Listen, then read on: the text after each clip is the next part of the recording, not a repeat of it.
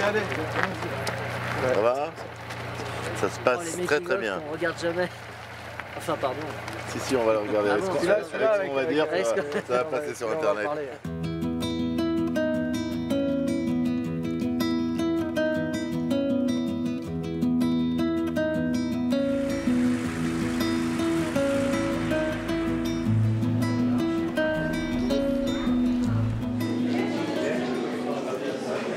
Stéphane Meunier, je suis le réalisateur du film. Alors, on a choisi de tourner dans un village qu'on trouve très beau pour que les spectateurs qui passent 1h30 avec nous dans les salles de cinéma soient dans un environnement beau et que l'envie de ne pas y rester soit jouée par la comédie. À partir du 14 août, on arrive ici. Enfin, 14 août, on est au village. 14 août, on est au village jusqu'à fin septembre. Donc vous allez souvent nous croiser.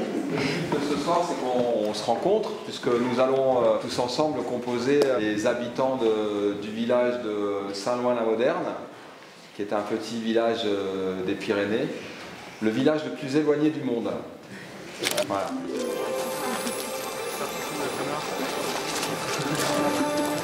Je veux dire des clichés, mais on a besoin de retrouver ses racines. Ça fait du bien de voir des beaux paysages comme on en voit, d'entendre parler, d'entendre l'accent, de voir des belles pierres, de voir des belles maisons, des beaux décors. Toute la famille va dire « Oh, tu as une bonne mine !» C'est incroyable, c'est un endroit magique. Le pays me plaît beaucoup. Voilà. Et je trouve un petit cousinage avec les paysages de mon enfance ici. C'est-à-dire qu'il y a aussi un personnage très important, c'est le village et puis le décor que vous voyez derrière nous, qui est magnifique. Dans le cinéma français, c'est assez rare de voir aussi quand même la nature. Et la nature est très importante là-dedans, très présente. C'est un petit village complètement perdu dans la montagne, qui survivait et qui maintenant ne vit presque plus parce que l'usine a été fermée.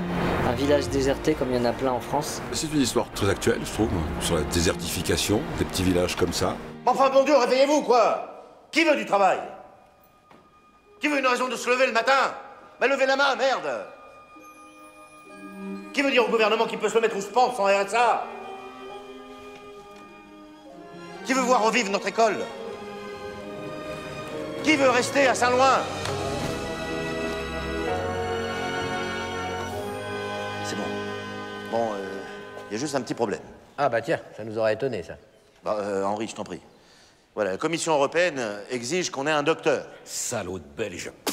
Yvon, sans médecins, ils perdent leur dernière usine, qui est donc leur dernier employeur, ils vont tous se retrouver au chômage. Parce que l'usine a besoin d'un médecin, sinon les assurances ne garantissent plus le bon fonctionnement de l'usine et se retirent. Et sans assurance, il n'y a plus d'usine, donc voilà, chômage pour tout le monde. Donc il faut un médecin.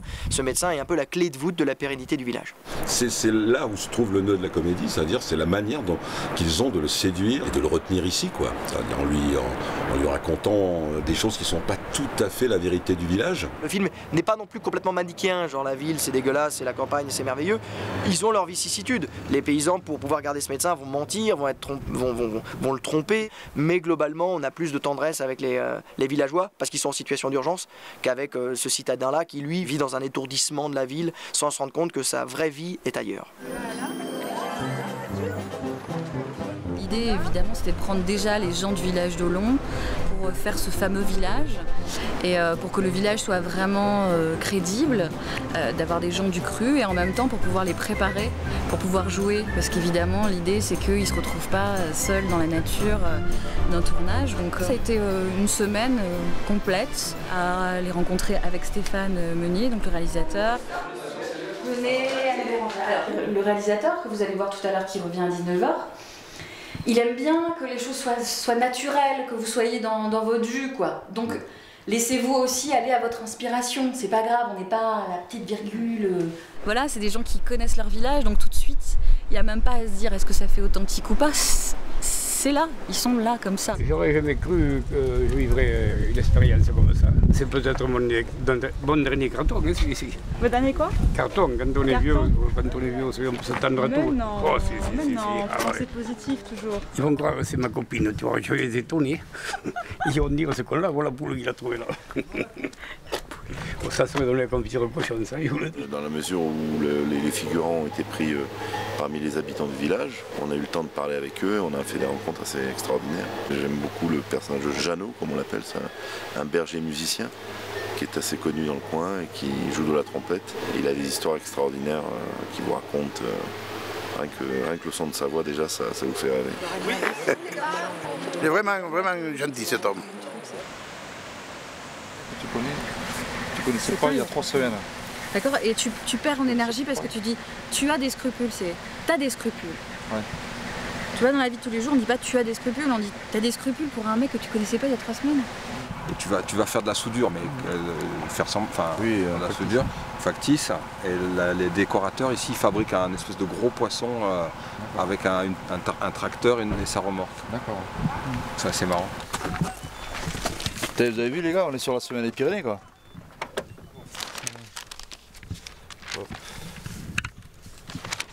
Parmi les figurants, des têtes bien connues, les membres du club de rugby de l'US Eguet, transformés en acteurs adeptes du cricket. Petite interview, ce qui est sûr déjà, c'est que le cricket ça change du rugby. Je me retrouve à faire plusieurs scènes, avec des scènes qui sont un peu correspondantes avec mon métier aussi, le métier de soudeur, et avec pas mal de travail en acrobatie. Voilà, c'est un métier assez exceptionnel parce qu'on a des conditions d'accès et voir des choses qu'il y en a qui payeraient pour voir ce qu'on voit. Comme au tournage, il y a du gros matériel, c'est du lourd. Même sur le tournage, il y a un paquet de monde qui travaille pour acheminer tout ce matériel. Nous, c'est du matériel aussi qui peut être très lourd. C'est vrai que c'est impressionnant, mais quand tu t'y habitues, c'est comme sur un film, tu t'habitues à tout ce qui se passe autour et tu portes plus attention. On découvre des choses et puis on côtoie du monde que j'espère pouvoir le recôtoyer un jour, c'est normal, mais j'aurais eu cette chance de le faire au moins une fois dans ma vie. Ils sont les gens d'ici, quoi. Ils sont très accueillants.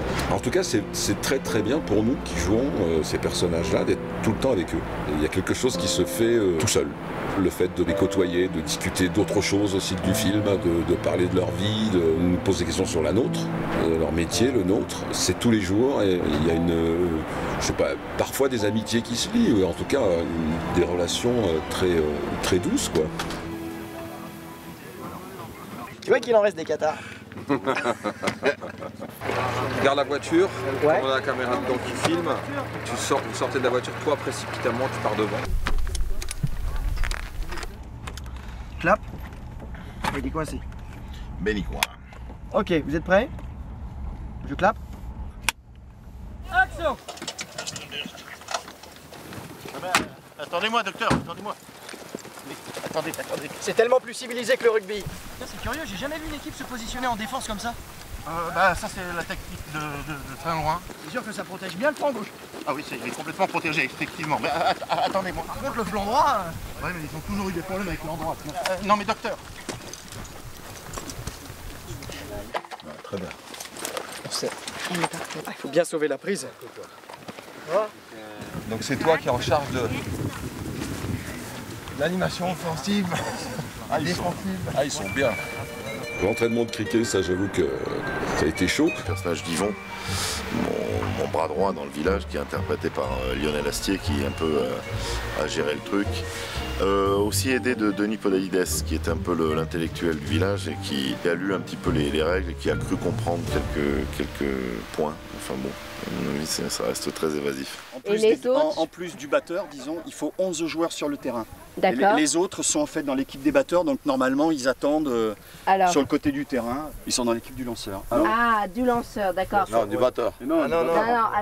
L'idée c'est de celui-là, faut le flinguer. Tous les gens du champ sont là pour l'éliminer lui. Ou qui marque des points. Et pour marquer des points, il court. Et son collègue, lui, il court dans le sens inverse. Ils font ce qu'on appelle des runs. Il court. Le batteur, lui, quand il va frapper, c'est lui qui va sentir s'il peut courir ou pas. Quand il court avec la batte. Est-ce que je commence à expliquer ou pas? On crée des situations de confusion qui montent et qui vont jusqu'à la bagarre. Donc la première situation de confusion, c'est la bagarre gentille, bagarre bois. Il y a quelqu'un dans le groupe qui va provoquer la bagarre. Donc ils vont... Non, pas les deux plus faibles ensemble. C'est Eli qui va... Je pense que Yvon peut créer une bagarre. Il est assez sanguin quand il va. Oui, mais c'est lui qui va créer la bagarre. En fait, avec quelqu'un, qui est-ce qui avait fait la bagarre l'autre fois? Eh ben on en prend un autre. Tu vas pas avoir le bâton, pourquoi tu veux le bâton? Parce que je préfère le bâton. Tu vas l'avoir le bâton, tu crois que j'emmerde par le bâton?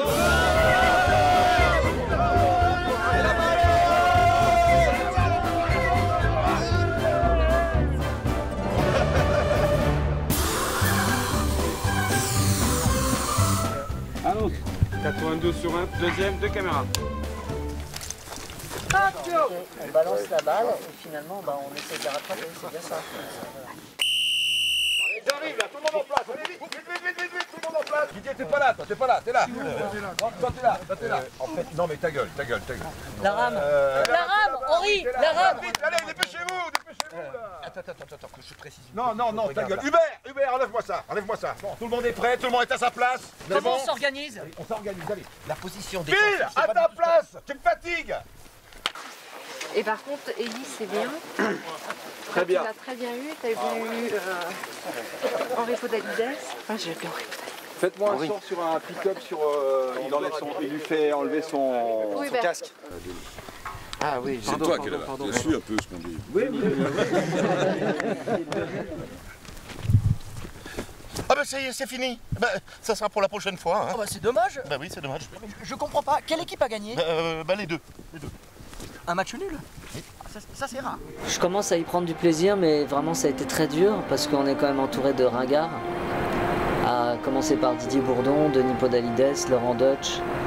Donc bon, c'est vrai qu'au début c'était une souffrance, maintenant ça va un peu mieux. Hey oh, vous m'entendez? On a un docteur. On va le vendre notre usine. Au cours du film, il va se passer quand même pas mal de choses. Au premier abord, sa motivation est plutôt très louable, il veut sauver son village. Après, le fait de séduire à tout prix le docteur parisien, de rester 5 ans chez lui, il va utiliser tout ce qu'il peut, hein, tous les coups sont permis. Donc il va mentir, il va essayer de manipuler, parfois il va un petit peu trop loin, mais c'est ça qui est bien, c'est que c'est un peu grinçant. Mais à la fin, ça se termine peut-être pas si mal que ça, on ne sait pas. Et voilà, Saint-Loin la moderne. Je suis sûr que vous allez tomber sous le charme.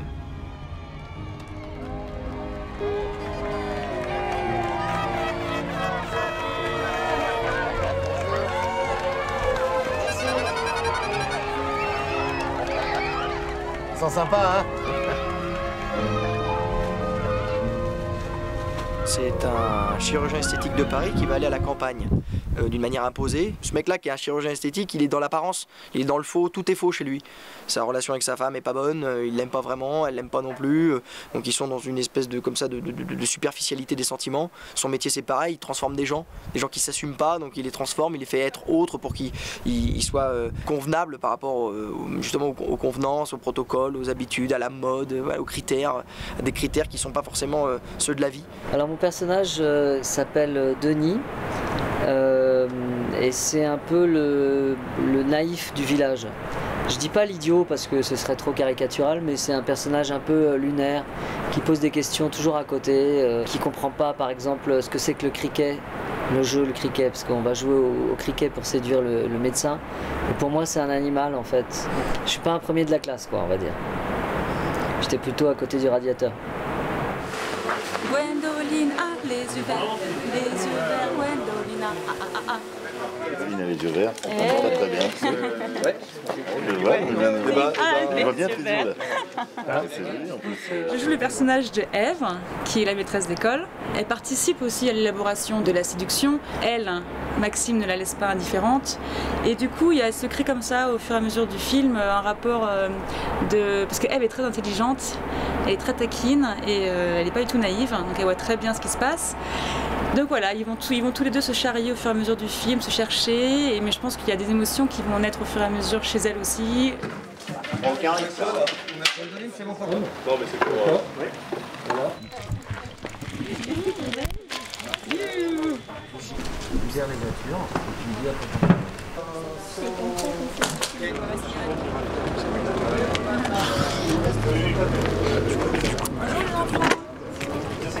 Ah, c'est votre école, c'est ça? La maîtresse, elle est où alors? Je sais pas, elle va pas venir, je comprends, je sais pas. Ah bon? Bah voilà, vous avez une nouvelle maîtresse. Non, c'est pas vrai. Non, moi je fais la maîtresse dans le film. Tiens, prêt, s'il vous plaît. Allez. Mais c'est qui ceux qui sont dans la classe? Les élèves? Oui. Eh ben, je sais pas qui seront les élèves. Peut-être ce sera vous, non? Ce sera pas vous? Non. On nous a pas cru. Ah, tu vois, c'est moi qui vais là. tout à l'heure. Et ben moi je suis un peu en trajet canonique, c'est automatique. Vous savez, il y a le poissonnier, là il n'y a pas de poissonnier. Moi je suis la figure du bureaucrate, l'employé des postes, enfin, qui est directeur de l'agence la banque postale. Il y a dans cette comédie une satire sociale, c'est-à-dire le personnage d'Henri s'efforce d'être une sorte d'âme responsable, autonome, et ayant encore une conscience libre, alors que ses supérieurs voudraient le remplacer par un distributeur automatique. Mon personnage, je fais connaissance avec lui tous les jours. En fait, ça fait partie des personnages qu'on ne définit pas trop à l'avance. Ils sont contenus dans ce qu'ils ont à faire. Moi, j'ai des choses à faire. Je suis le copain certainement le meilleur copain de Germain, le maire. Et c'est un personnage un peu brut de pomme, quoi. C'est-à-dire, enfin, un brut de pomme, un peu sensible, mais brut de pomme quand même. Rentre.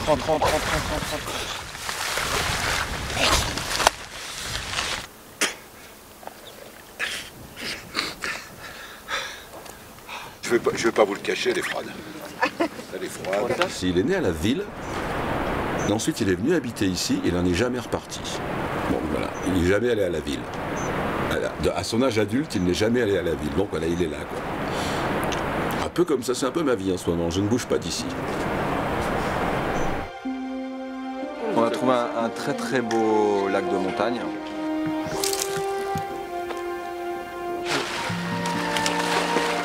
Oh non!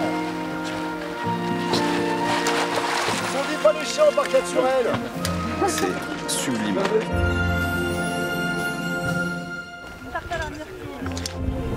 Un endroit où l'eau est translucide, où il y a des belles truies, c'est un paradis. Oula!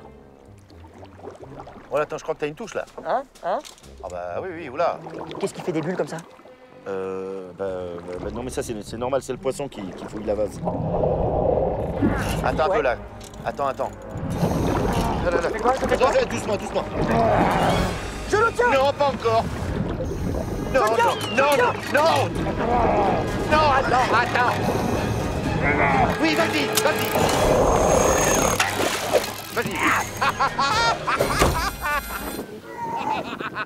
J'ai eu le plus gros poisson de la rivière!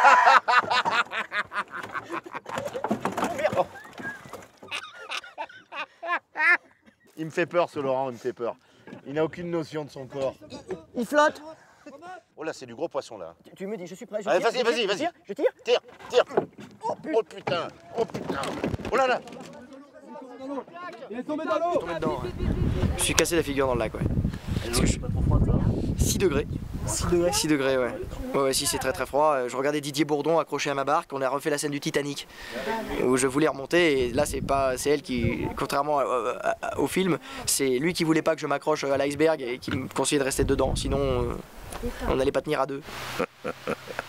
Ça s'est passé très vite, j'ai eu peur pour lui quand même, parce que c'est très très froid, mais enfin il est jeune et sportif, et c'était assez marrant. Ah, j'ai rien vu. En tout cas, il y a des poissons, hein, des ébus au fond là. C'est bon, c'est bon. 1, 2.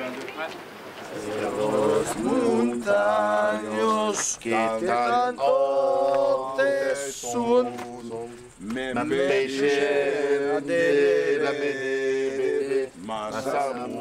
Quand on est comme ça à la campagne, la notion de troupe prend tout son sens parce qu'on se retrouve pour le dîner, parce qu'on dort dans les mêmes hôtels, presque dans les mêmes draps. On a une vie commune, ce qu'on n'a pas évidemment quand on est à Paris. C'est une vaste colonie de vacances en fait.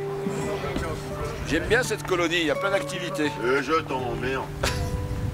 La pêche, la plongée, la marche. Stéphane Meunier, le réalisateur, y est pour beaucoup parce que c'est un homme vraiment doux, généreux, exigeant, mais qui nous a mis à l'aise. Toujours difficile de montrer à l'écran des gens qui sont soi-disant mariés depuis 10 ans alors que non. Et là pareil, on fait croire qu'on est des potes depuis toujours. Mais c'est vrai qu'on a beaucoup d'atomes crochus entre nous. Et je crois qu'à l'écran ça passe très bien. Une sorte d'intimité de longue date. Et pour moi c'est grâce à ça qu'on fait aussi un film, un bon film dans l'énergie, comme ça. Quand il n'y a pas de tension et c'est chouette. Allez, coupez. Et c'était le dernier plan.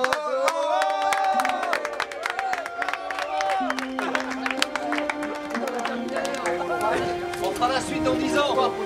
Bravo.